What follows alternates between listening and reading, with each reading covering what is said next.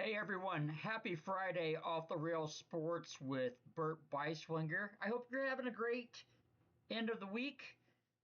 Right around the corner is the weekend. It's here. It's Friday. It's 2 o'clock.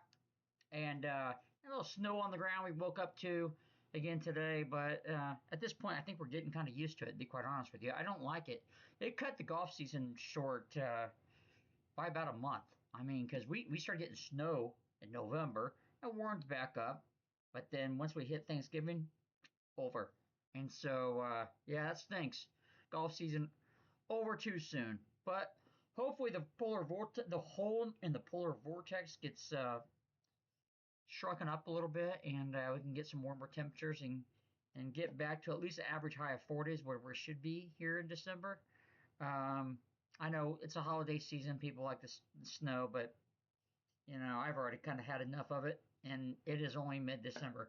All right, hey, celebrating the Chicago White Sox #1 pick in the draft. They won the draft lottery. They had the highest chances for the #1 pick in the draft because of some draft casualties, if you will, some teams like the Rockies that would have been right there, but they weren't eligible this year for the #1 pick.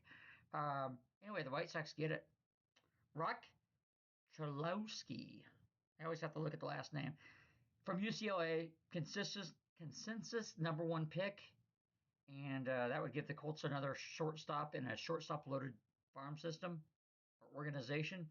But they'll figure it out. This guy is supposed to be one of the best players to come out in a while, or the clear-cut #1 anyway. Was really highly rated out of high school, but had a high salary demand, or contract demand. So that scares some teams away if they don't have the money budgeted to be able to meet those demands. And so he went to college and as a shortstop, as a junior, named Player of the Year. So he'll be the White Sox #1 pick. Looking forward to it. Hey, the White Sox are starting to show a little bit. There's some light at the end of the tunnel a little bit. They've got some competent players in the system, on the team, and in the farm system. Things are looking better. Still a long way to go, but we will take it. All right, football this weekend. College football front, pretty light as we wait for the bowls to really get started and the college football playoffs. Uh, a few weeks away, but definitely the bowl season's right here. Going to be watching some FCS Football Championship Series. They know how to do it. 24-team tournament. It's awesome. I'm all in on Montana. I watched that game last week. The backdrop was phenomenal. I had to stop, pause, and take pictures on my TV because I was like, this is unbelievable. The mountains in the background. Look for it. It's going to be on ESPN or ESPN Plus this weekend. The next round of the FCS playoffs. Army Navy, that's the game of the week. Standalone on the FBS level, and that is fine by me. I love the atmosphere, the patriotism, just what the game means. Always a good uniform game. Army and Navy both step it up for the Army Navy game, and they will again when it comes to the uniforms. But fantastic. So looking forward to that. Otherwise, gives us a chance to catch up on college basketball. Watch a little more college basketball than we have in previous weeks. I use that Kentucky. Chance for them to bounce back against a Kentucky team. Last time they played a Kentucky team, Louisville, they did not look good. And so a chance to bounce back and perhaps get a win at Kentucky. Kentucky's a mess. At least it looks like it right now. And I'm not happy because they've got a guard from Florida, Denzel Aberdeen. If Denzel Aberdeen had stayed at Florida, he'd be the best guy on the backcourt for them, and they would probably be a top 3 to 5 team right now because they lost at Duke by 1. They just lost at UConn by 4, and their backcourt is very unproductive. So for them to almost be beating they've already played 3 top 5 teams. So for them to almost win these games without a backcourt, yeah, that would solve the problem. But I digress. Got off the rails a little bit. I get it. But that's what Off the Rails Sports is for, right? Anything and everything. But IU, Kentucky this weekend. Otherwise, we'll watch a lot of other college basketball games. And also on the college football front, off the field, Michigan. Sherrone Moore, 39-year-old head coach of Michigan, throws it all away. investigation has been going on for a little while up there in Ann Arbor, and it all came to fruition. They've got the evidence that they needed to fire him with cause.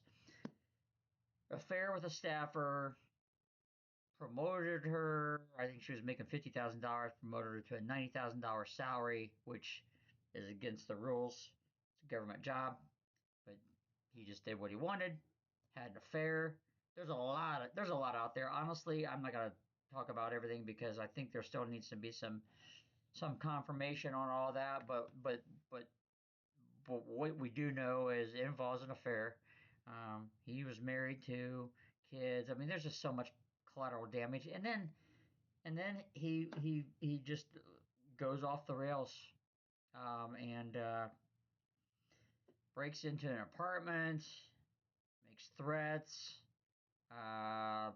Apparently been stalking this person for a while. So I think this person that he's having the affair with, or was having the affair with, there's a lot of details that still need to come to light, and I'm still confused on some of it. But nonetheless, not good at all. Arrested. He was just arraigned. I don't have all the specific charges in front of me, but there's a felony count there. I think a third degree felony count, and then some misdemeanors. To suffice to say, there's been some stuff. There's been coaches get in trouble or have an affair. Just conduct detrimental to the institution, organization, the job itself, a leadership position, but not to this level that I can remember. This is pretty deep, um, and then you throw this arrest on top of it, and man, his career is likely over. But far be it from me to give career advice. But this is one thing that is just sad all around, just because of the collateral damage and the people that it affects, and lives that are damaged, and it's unbelievable. But we'll learn more. We don't know who knew what and when, and I think there's going to be some more that comes out with that. Um, but the rumor mill doesn't stop, and so now Michigan's looking for a new head coach. Alabama's Caleb DeBoer is a name that keeps coming up, and here we are again, another team that's in the playoffs, a team I don't think should have made it, not over Notre Dame, but a team that's in the playoffs. It could be potentially dealing with coaching rumors. We already have Ole Miss in the playoffs without their head coach and some staffers. That's a sixth rated team. So you've got two mid majors inexplicably in this thing. It was only supposed to ever be one, but now you've got two, and neither one frankly deserves to be in it. There's just not a good mid major this year. No offense to Tulane and James Madison, but when we have to have James Madison and Tulane in it, two teams that, by the way, whose coaches have moved on to other jobs, and rightfully so. Did not have Notre Dame in it, one of the best offenses in the country, best backfield in the country, and probably would have been the third or fourth highest uh, odds team to win the championship. That's how highly thought of they are. I thought Notre Dame was right there with IU, Ohio State, Georgia, Notre Dame, Texas Tech. That pack of teams right there. Oregon, maybe. There's just something about Oregon. I don't know. There's just something about them I don't trust, and they really don't have any major wins on their slate. They won at Iowa, but I don't know. They still have to prove it with me, and so at any rate, nonetheless, college football itself is a mess because they don't have any kind of a calendar that makes sense, no rules, and so then you have all this. Granted, this Michigan news, you can't deal with the timing of this. I get it. It happens when it happens. However, we should not be talking about coaches or have to put teams in playoffs that don't have coaches because they had to leave for the next job. We got to have some kind of a system, recruiting, coaching, whatever. We got to have some quiet periods and some open periods, and whatever that timeline looks like, it's got to get moved around. All right, Colts front football this weekend. Philip Rivers. Hey, listen. Desperate times call for desperate measures. I'm not mad at this because I just think they're in that kind of situation. They, unfortunately went into the season with what I think was a pretty good situation. Daniel Jones and Anthony Richardson. AR would have been, I think, in the backup role. It would have done him some good to kind of step back, reset, play a role he probably should have been playing out of the gate with the lack of experience that he had. And then if something happens, and something typically does happen with Daniel Jones throughout his career, if something happens, you got AR. And what I think would have been a good opportunity for him to come in as a backup and rescue a season. But he's still not recovered from his facial injury. And Riley Leonard is just, he's fine. But I think the coaching staff says, look, we just we gotta do what's best for us to have a chance to win a game. I don't know that Philip Rivers necessarily gives you the best chance to win a game, or maybe just the best chance not to lose a game. He knows the playbook like the back of his hand, so he already knows that. There's no one else they could have gone out there. I know people are like, oh, there's no one better they could have gotten. There really isn't. I don't think. I mean, there's bring someone else in fresh. They don't know the offense. Rivers knows it. I get it. He's 55. He could move before or get the ball downfield when he left 5 years ago.